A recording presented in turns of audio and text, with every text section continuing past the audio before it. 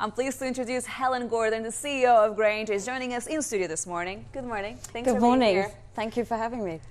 Looking at the results from yesterday, very solid performance there, but I was very interested in your outlook. The chosen word was excellent. So explain to us, why do you think the outlook is looking excellent at this stage?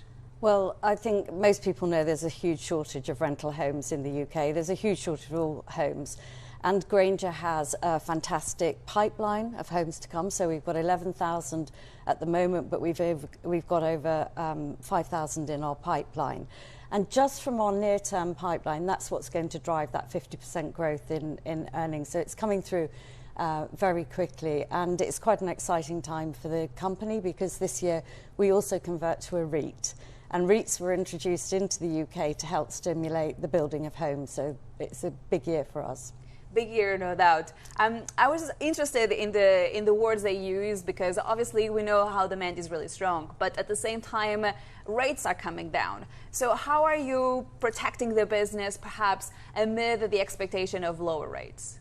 So the demographics are obviously growing, and people are buying homes later, and they want to rent well, so they want to rent in good accommodation.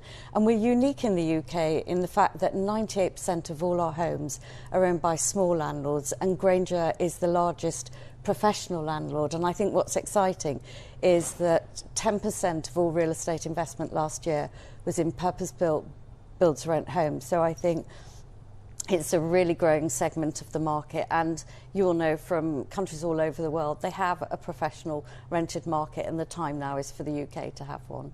One of the criticisms, however, when it comes to the offer in the rental space at this stage, is that it caters for single people or young couples, and not so much for families. What would you say in response to that? So Grainger has both single-family housing and also housing for young people in urban areas. And I think actually a part of that investment that's going in at the moment is going into single-family housing for rent. And the barriers to home ownership have obviously got higher with deposits, and the mortgage is just one aspect of it. It's obviously the deposit and stamp duty. But yeah, I think we've got people are actually starting their families at an age before they actually buy their first home. So I think there's a good market for single family as well. Interesting. I'm curious to look at your firepower, £1.1 billion. I'm just wondering, what is the plan here? What would you like to do with it? So we're going to recycle out of our historic legacy assets, lower yielding, into higher yielding build to rent, and we're using it for that pipeline of growth. And that's why we've got fabulous visibility on our earnings, because we've secured the sites, and we actually know that we've taken them through the planning system, many of them, and so we know that we will be able to develop out that pipeline. And is that more pipeline or stabilized acquisitions? Great question, because when we started on our strategic journey to build new homes for rent, one of the things was that there wasn't actually any purpose-built. So we've had to build a lot of it ourselves, but now it's increasingly coming to the market, and others are building it, and so we'll do a mixture of both. Helen, last time we spoke, we were also looking at the change in government and what that has meant for the sector and for your company as well. I'm just wondering, at this stage, there was so much optimism, so much bullishness, really. Has that actually translated thus far? So I think one thing we have seen is that they've moved very, very quickly on the planning bill. They've also moved on the Renters' Rights Bill. The great thing for Grainger was that they absolutely ruled out rent control.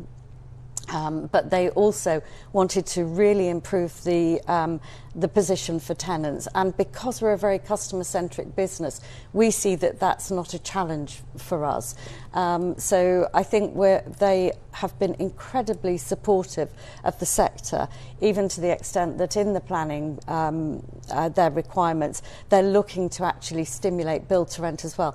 And it's a very sensible thing to do, because the decision to rent a property is very different to the decision to buy a property, and it actually means that we'll build more homes in the country faster. So I'm really pleased that the Deputy Prime Minister and the Housing Minister have supported the sector. Obviously,